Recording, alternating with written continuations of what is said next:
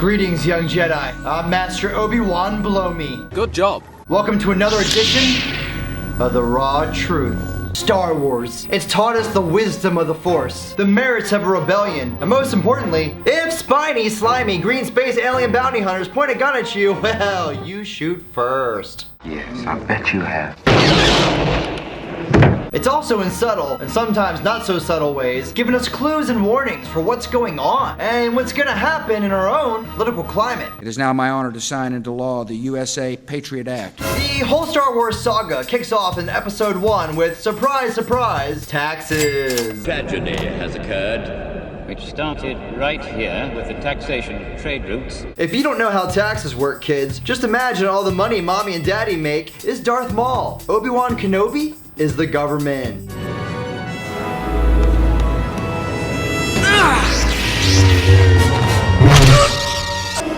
Now they only have half of their money. That's taxes. With the Senate taxing free trade zones, the Trade Federation felt they had no choice but to blockade and eventually invade Naboo. You know, that beautiful planet near the Outer Rim that Anakin got all kinds of creepy up on Padme. You are in my very soul. I can't breathe. Creepy, dude. I'm definitely not hiring you anytime soon to write my Tinder bio for me. What can I do? I will do anything that you ask. We can't. It's just not possible. We could keep it a secret.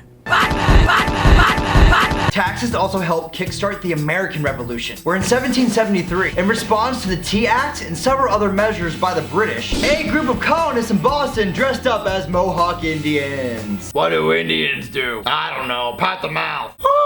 And dumped over 92,000 pounds of tea into the Boston Harbor. The EPA shut them down a day later for not having a license. In modern times, while marijuana is legal in the state of Colorado, sin taxes on the drug have increased marijuana's price tag by nearly 27.9%. And also sales of Cheetos and pizza by 30%. Raise the taxes much more and you'll create a black market on a legal drug. Which brings us to Eric Garner of the infamous I Can't Breathe.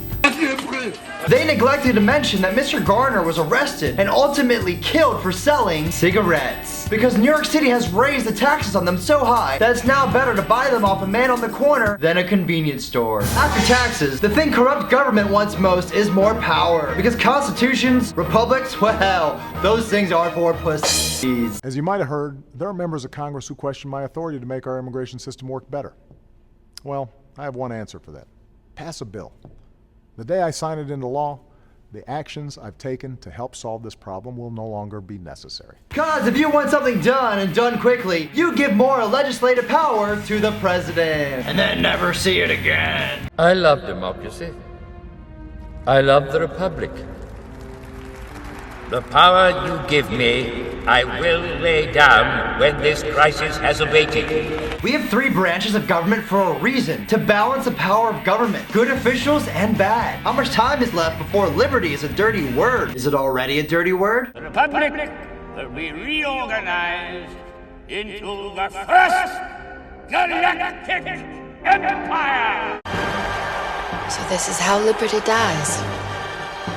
With thunderous applause. But government can't just increase taxes and give itself more power. Oh no, the people would be outraged. In Star Wars, Darth Sidious, under the disguise of Chancellor Palpatine, masterminds and creates a civil war that seeks to divide and conquer the people, making them fearful. Because outside of driving through Koreatown with bad brakes in your car, what's more terrifying than war? And whether it's planned by a Sith Lord or simply a coincidence, government uses war as an opportunity to grow and advance its scope of power. Somehow, some way, these wars drag on and on and on. And to compensate for these depleted resources, the military-industrial complex comes riding in shining white knight armor to save the day and kill us all with giant armies of clone troops and freaking giant laser beams. Wait, I thought we destroyed that already. We did, but it came back again. And then it was a giant planet. Oh no, that's still a giant laser beam. I know. Let's blow it up like we did the other 2. Wake up, senators. You must wake up. Do not let fear push you into disaster. Vote down this security measure, which is nothing less than a declaration of war. Those who take us into undeclared wars with many casualties resulting Never lose sleep over the deaths and the destruction their bad decisions caused. Because in times of war, government doesn't use your money to improve roads. When do they improve roads? They use it to create terrifying weapons of mass destruction.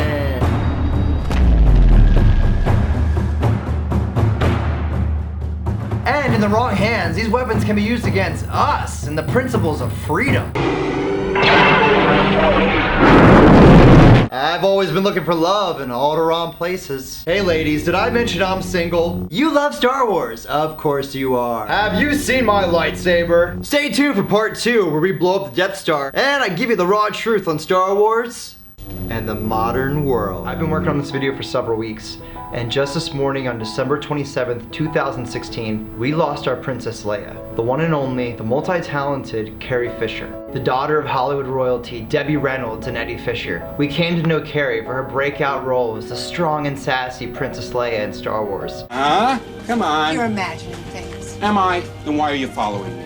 Afraid I was gonna leave without giving you a goodbye kiss? I just assumed it's a Wookiee. I can arrange that. But she also starred in such Hollywood hits as Shampoo and When Harry Met Sally. You guys were a couple. You had someone to go places with. You had a date on national holidays. Fisher was also an incredible writer and had an impeccable sense of humor. Among George's many possessions, the man owns my likeness. So every time I look in a mirror, I have to send him a couple of bucks. And on a personal note here, if I can be completely candid, one of my good friends here in Hollywood set her up with her personal assistant she's been traveling the world with these past couple years. People say a lot of nice things about people when they die, especially Hollywood icons.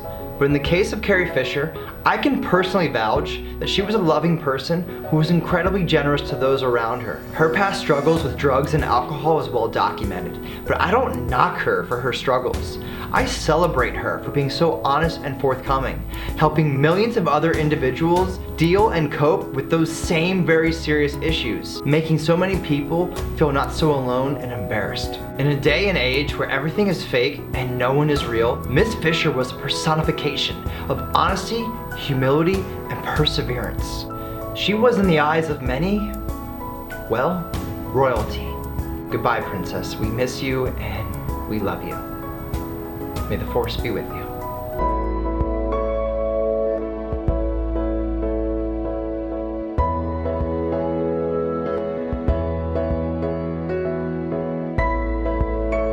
I love you. I know.